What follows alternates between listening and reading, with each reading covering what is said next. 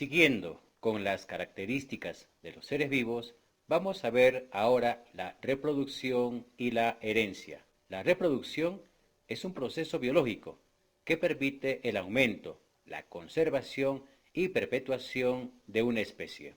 Es un proceso autodirigido hacia la formación de nuevos descendientes, idénticos o semejantes a sus progenitores, garantizándose la supervivencia, es decir, la sucesión de generaciones de esta especie en el espacio y tiempo.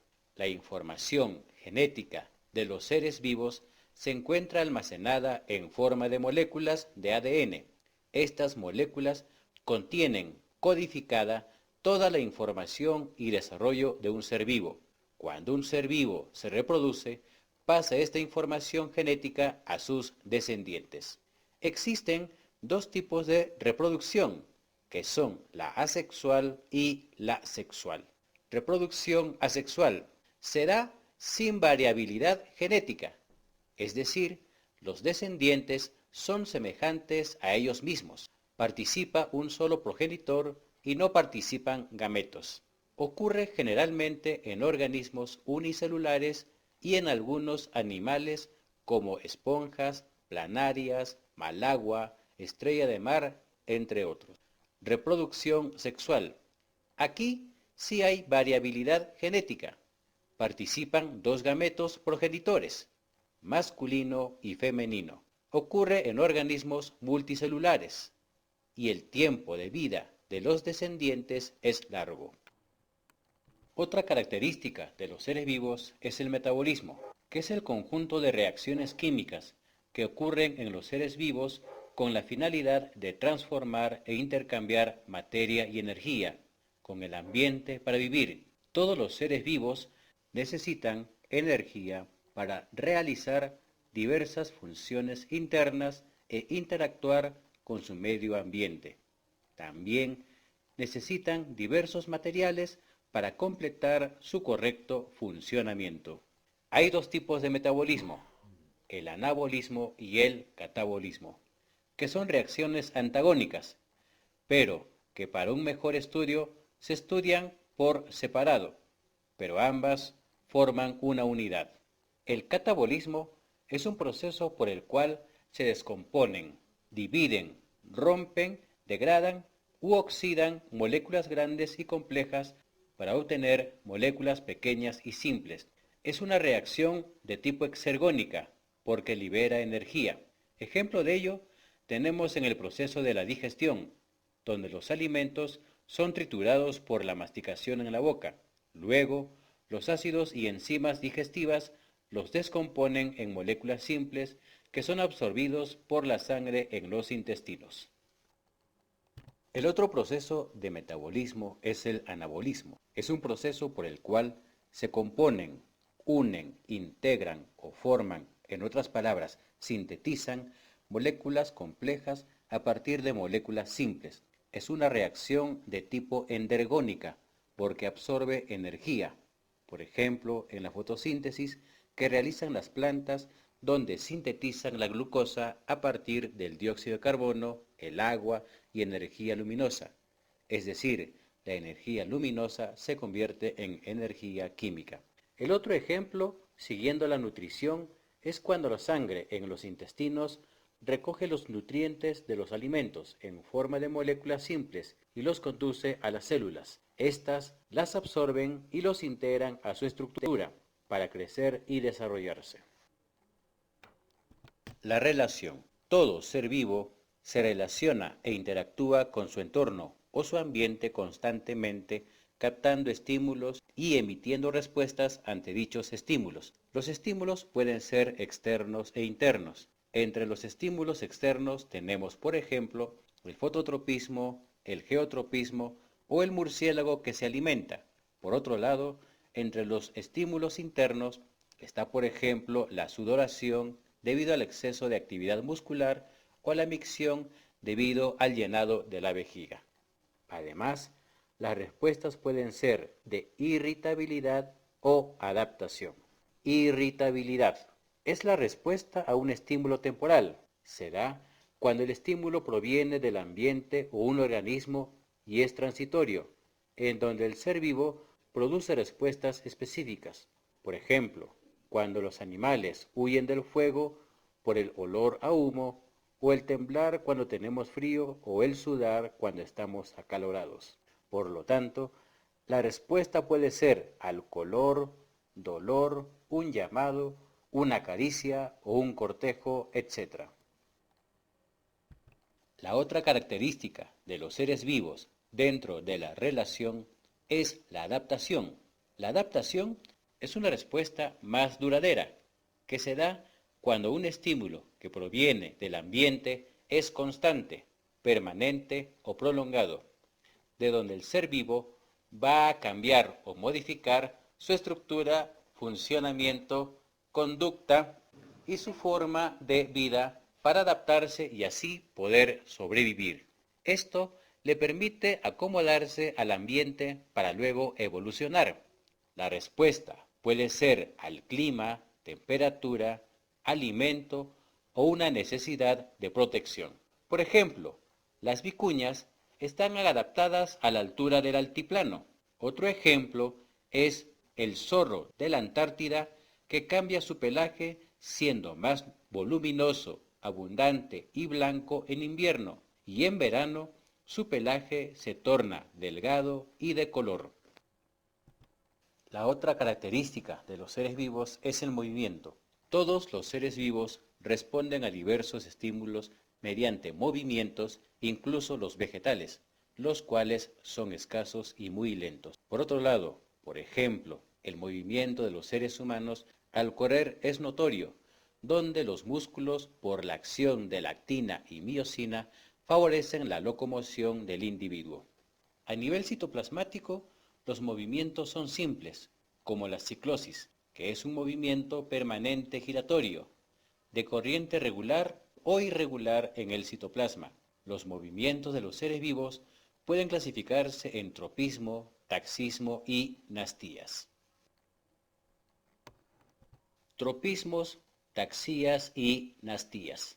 Tanto tropismo como taxismo significan etimológicamente movimiento, es decir, se refieren a los movimientos de los seres vivos. Las nastías también son movimientos, pero especiales, como lo veremos a continuación. Los tropismos y nastías son movimientos de relación hechos por las plantas.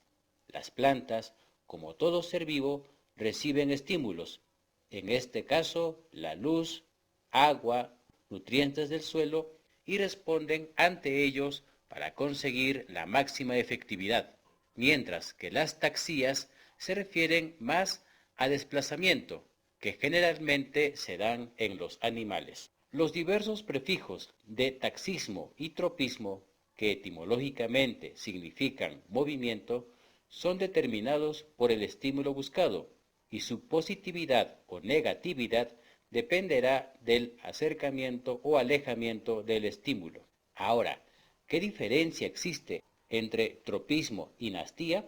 En los tropismos, las plantas responden a estímulos de manera permanente, mientras que en las nastías, las respuestas se producen a estímulos de carácter externo y difuso durante unos minutos, una hora, y cambian o recobran de nuevo su posición. Tropismo es la respuesta que da una planta a un estímulo.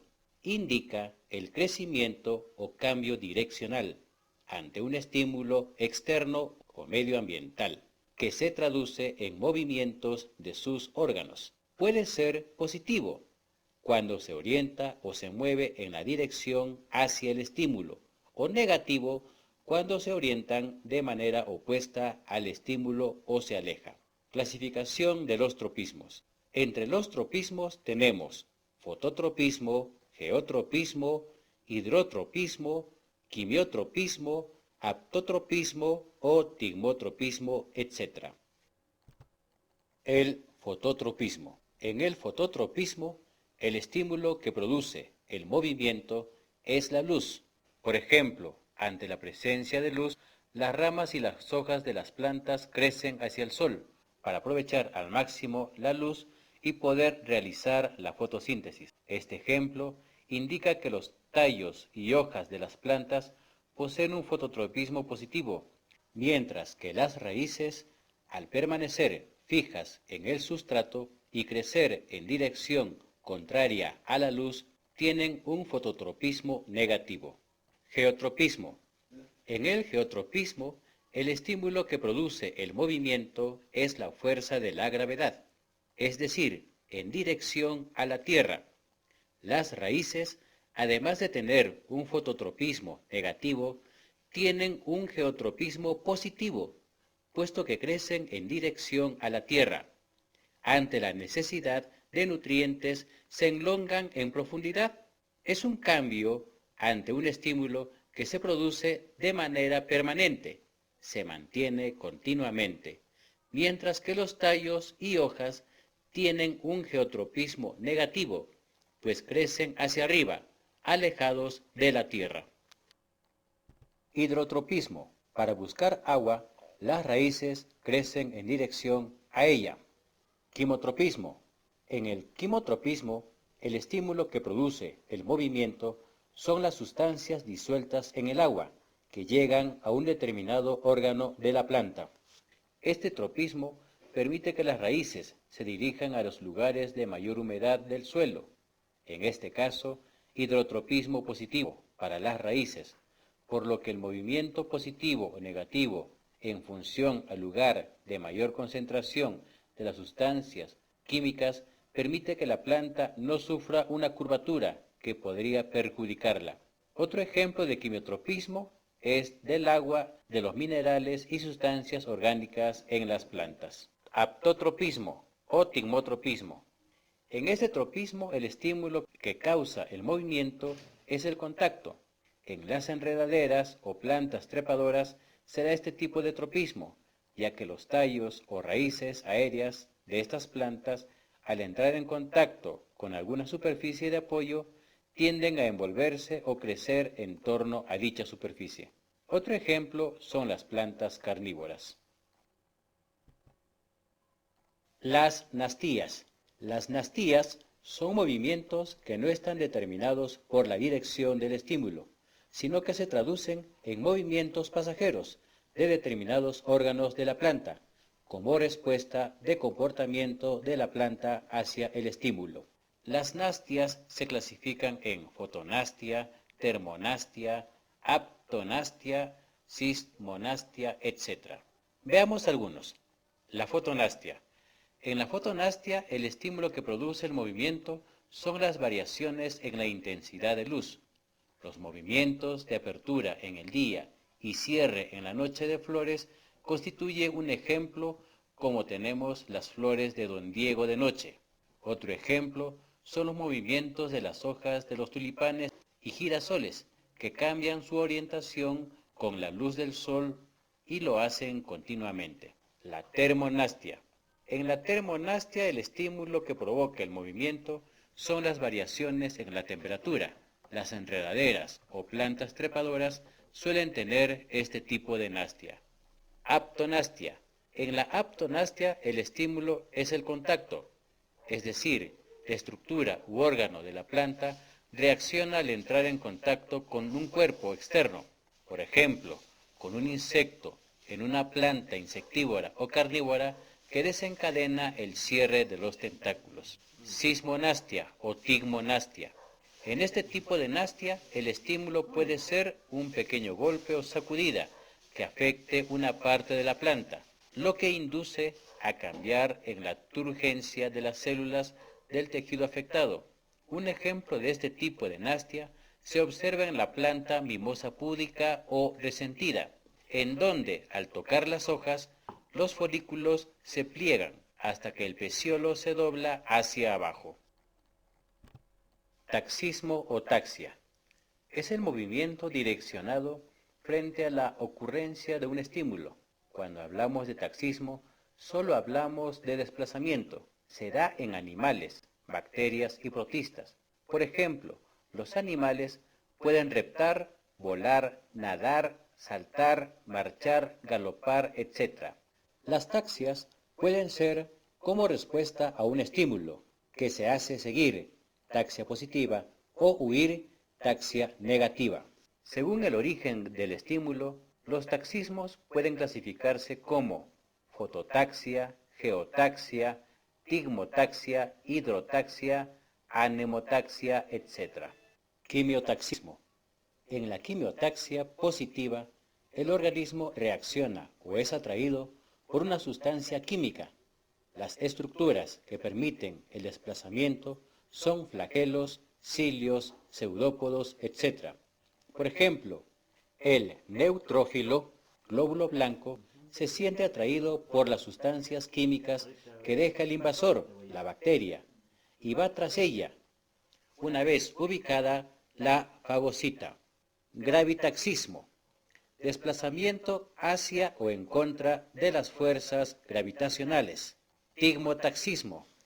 Respuesta frente a vibraciones, el contacto físico o la presión ejercida sobre un punto. Termotaxismo.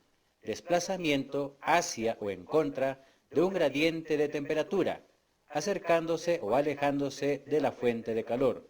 Anemotaxismo. Desplazamiento en función de la dirección del viento. Barotaxismo.